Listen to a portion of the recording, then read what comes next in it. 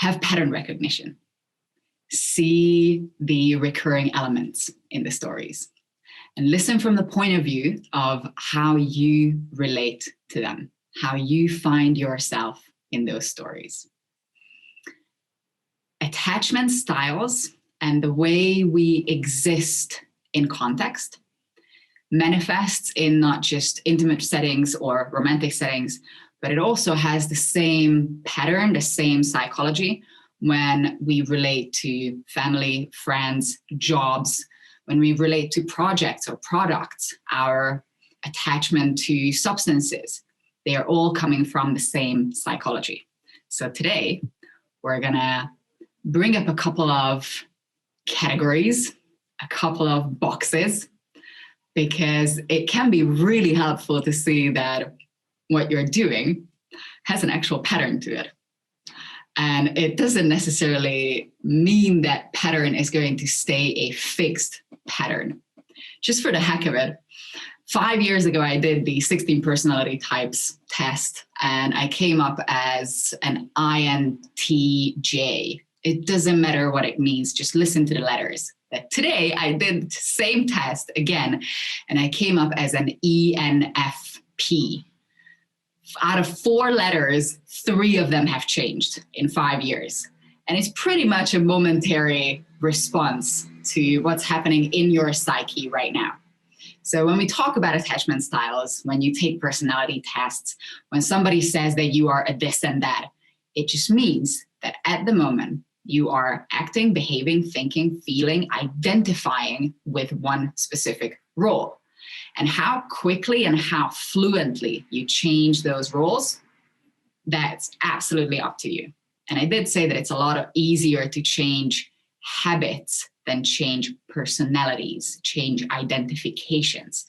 So today what we're going to end up with, what I'm going to round it up with, is how those stories relate to identifications, how you think of yourself, feel about yourself, talk to yourself about yourself.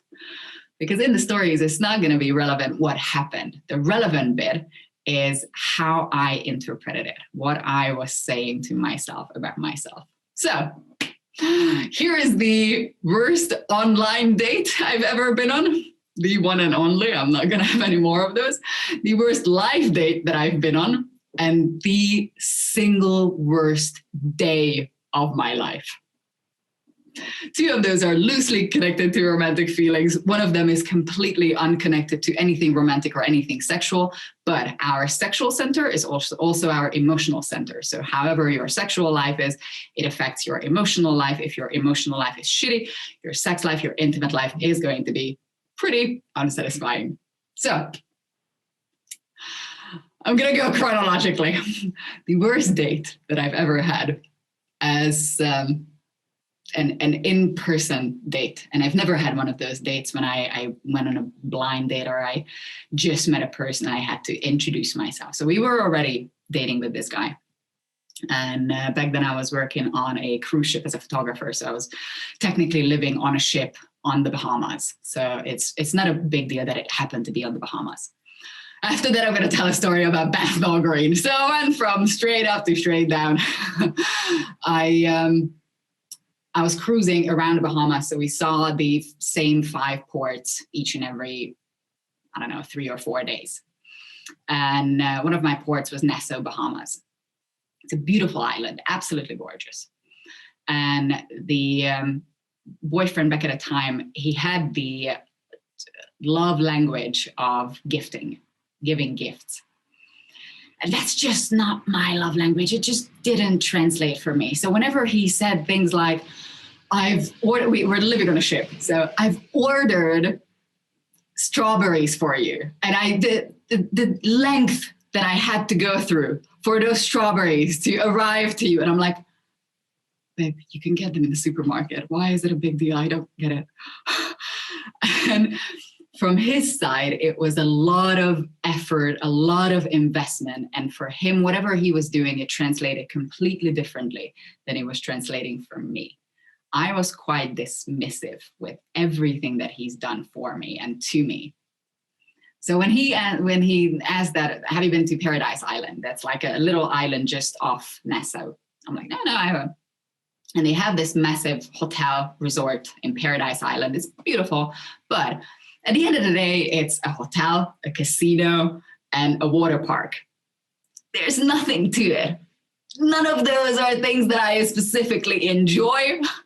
So we went to Paradise Island, and for the entire time, you can get there two ways. One is by taxi that you're driving. The other one is by a ferry. So we were taking the ferry, and I will never forget I think that was emotionally one of the emptiest moments of my life when we get on the ferry, sit down, and first of all, you have to wear a life jacket because it literally is a ferry. And he's literally cuddling up to me, holding my hand, and looking at me like the most, it was the absolute utmost perfect moment of his life. We're going to this beautiful island. We're here together on the Bahamas. It's just absolutely perfect. Just all the setting, it just looks amazing. And he just goes, this is so romantic. And what was going on in my mind was, holy fuck, which part of this is romantic to you? I'm wearing a fucking life jacket on a boat that rocks like this. We're going to a fucking casino to walk around for 3 hours, then come back to the same ship that we're spending each and every night on. Which part of this is fucking romantic to you that you're holding my hand? Honestly, maybe you would be able to see two very different attachment styles in that meeting. What I was really upset about on that boat is that he did everything the way he thought was perfect, romantic, looked good.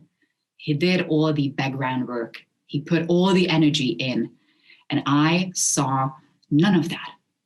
To me, it didn't translate. We weren't communicating the same language. He did his thing, I was doing my thing, and we were completely miscommunicating. Second one, reverse online date. I've only been on one of these once. Holy fuck. First of all, when I arrived to this whole thing, I'm sitting at home.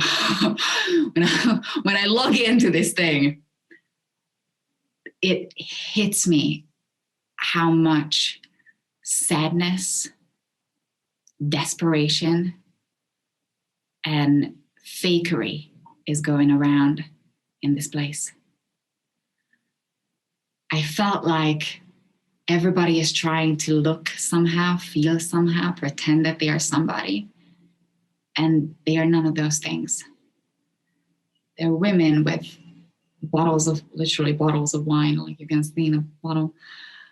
Be like, hey, let's have some fun. I'm enjoying this so much. And the moderators are like, now everybody pretend, give me your best sass. Ow. I'm like, you fucking joking, right? You're sitting at home to a laptop or to your phone going, ow. Like, what kind of action is this going to lead you towards? Like, what are you getting tonight out of this? Like, you're going to turn around and be like, yeah, I'm fucked up enough. Like, ow. And there were these 1 minute and a half speed dating, speed chats. And I went into each and every one of them with the little spiel. You know, it's like if I like asking people, how are you? What are you doing? Blah, blah, blah. Who are you? So I don't start talking about myself.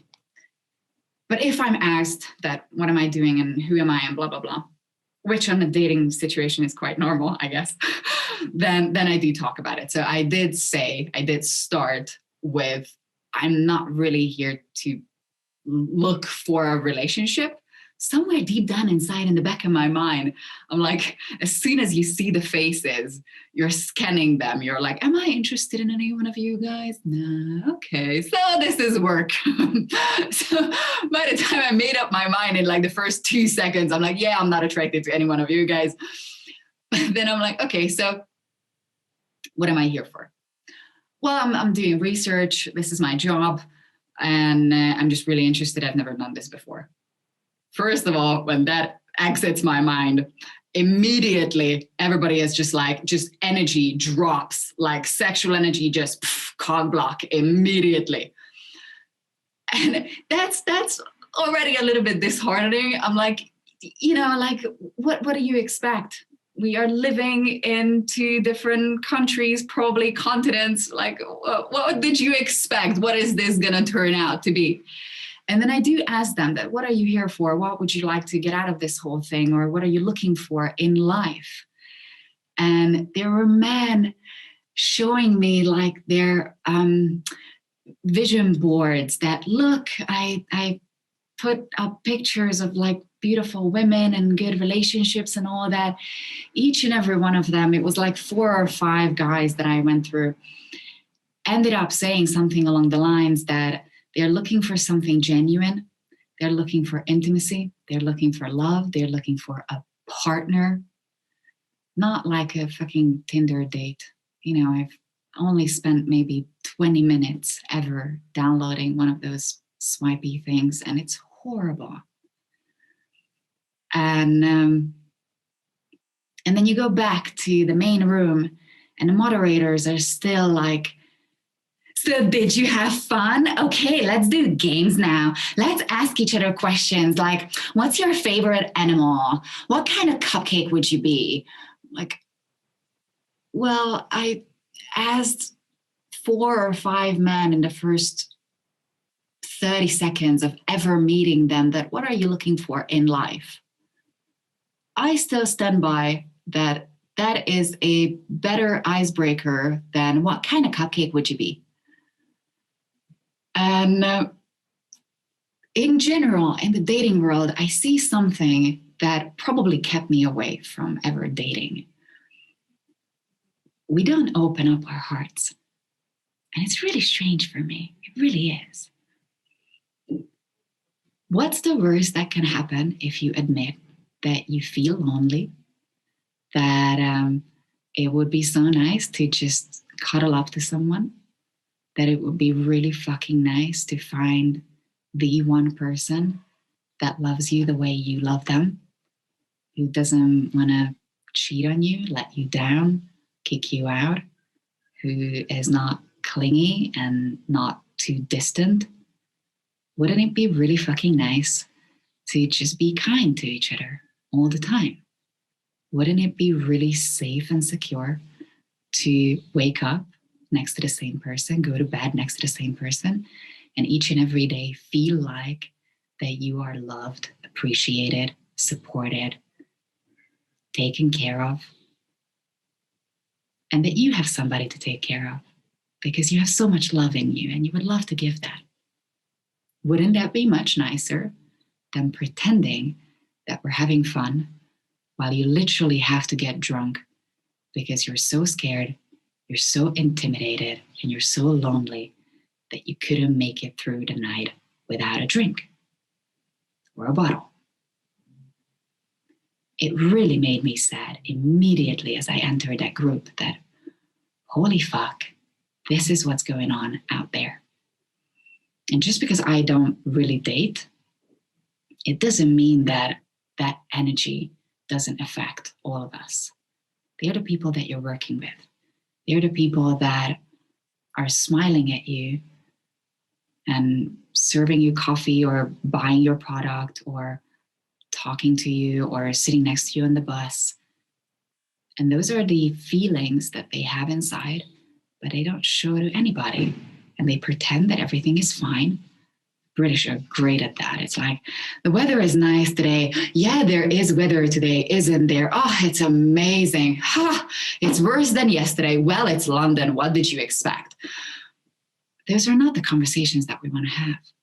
And those are not the attachments we want to have. Those are not the relations that we want to have. So would it be such a big deal to talk honestly to each other? Third story.